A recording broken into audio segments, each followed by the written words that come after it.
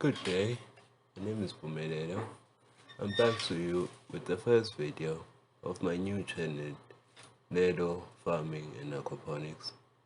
So on this channel I'm going to be taking you through my journey of joining the aquaponics community.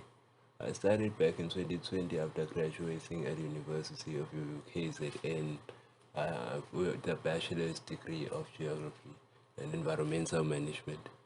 So I came across aquaponics in one of my researches when I was researching for a test that was coming up. Found it to be very interesting with the key of sustainability being its main point.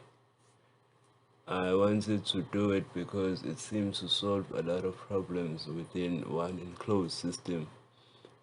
You can have fish, you can have plants, you can have a continuous supply of both those things in your home, which are things that cost a lot in the supermarkets these days due to large populations and scarcity.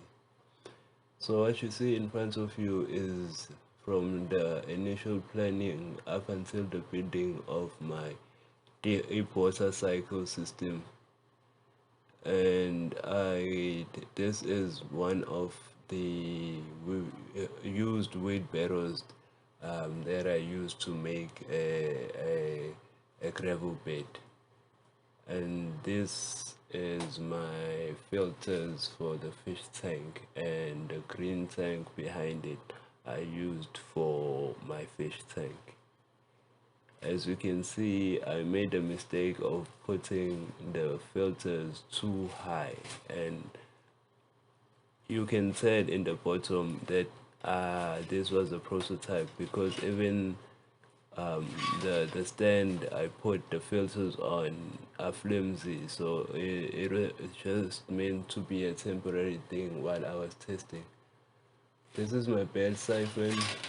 Once it was completed, my first prototype of a bell siphon, I was testing it out to see if it would work as intended.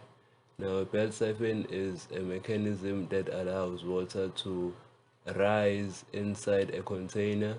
Once the container is full or has reached capacity, it automatically sucks out all the water out of that container, and then when it reaches the bottom, it allows water to fill up again, and then it continues doing that cycle continuously. Fills up, drains, fills up, drains, and that's just about it. I couldn't find a small diameter pipe and connector that I could use like this, so I just took a bigger pipe and put a smaller pipe inside and filled it up with cement on the sides to build that, because I found with the bigger pipe I couldn't initiate the siphon. So this is like my first experiment testing this thing out. I used one of my dad's wheelbarrows.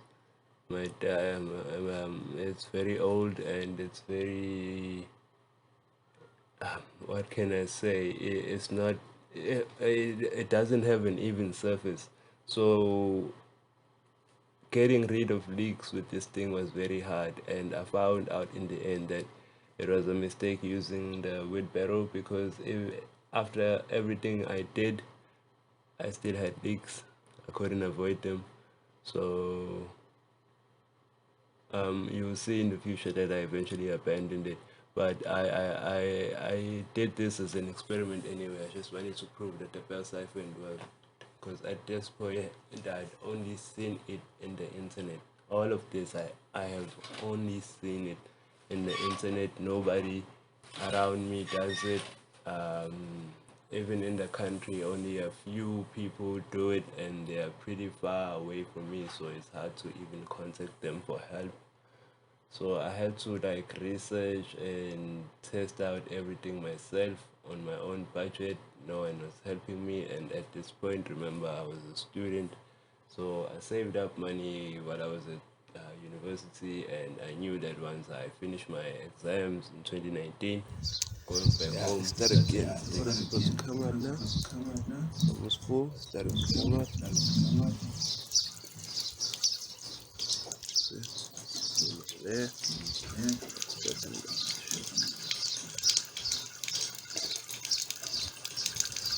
something.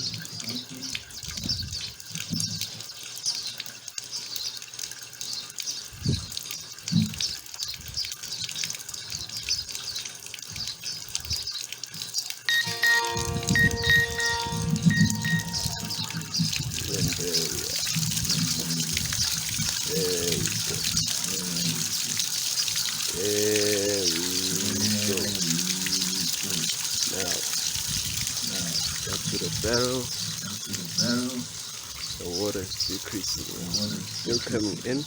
It's decreasing. As soon as the barrel is empty, the siphon is going to stop.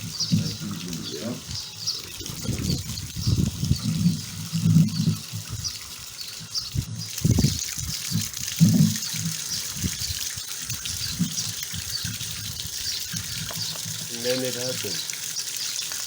I had to wait a bit before the siphon actually happened. At the bottom of that cover, the slit was too small, so I had to make it larger, and then it worked. You can see the slit at the bottom. You have to cut a lip into the pipe, and then cut the tongue out.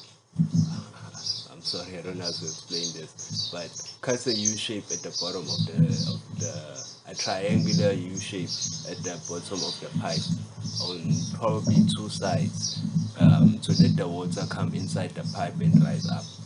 That's what it's for. So at this point, I'm having trouble stopping the siphon. It keeps sucking out the water. The problem was the uneven surface of the wheelbarrow was collecting water. Like at the point where the pipe is, there is a depression, so the pipe is not cutting the siphon. So I don't have this on video, but I ended up cutting the U higher, like the U at the bottom of the pipe. I ended up cutting it higher, and then it cut the siphon. It's filling up just as fast as it's coming in. So the siphon is not ending. So those cuts are not supposed to cut go above this section. So at this point, I mastered the siphon. I decided to put in waterproof paint in my deep water cycle system. You might be wondering why I put a wall in the middle. I figured that I wanted the water to flow in a certain direction. As I was saying, I was still experimenting, but as we will see later on, it helped in a way. So now these are my filters that I failed with.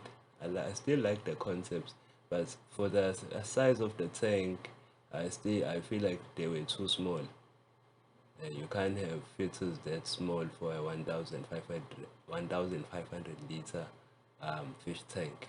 And this is just where I'm showing you how the whole system connects from the fish tank to the DW system, and then taken by the pump, which was not here yet. Oh, I had the pump, but I wasn't using it yet. I was going to use the pump on this side and then take the water back to the fish tank. That was the plan. And look at how close it is to my mom's kitchen. I wanted her to literally come out the kitchen, take things from the garden, and then go back to the kitchen and just cook.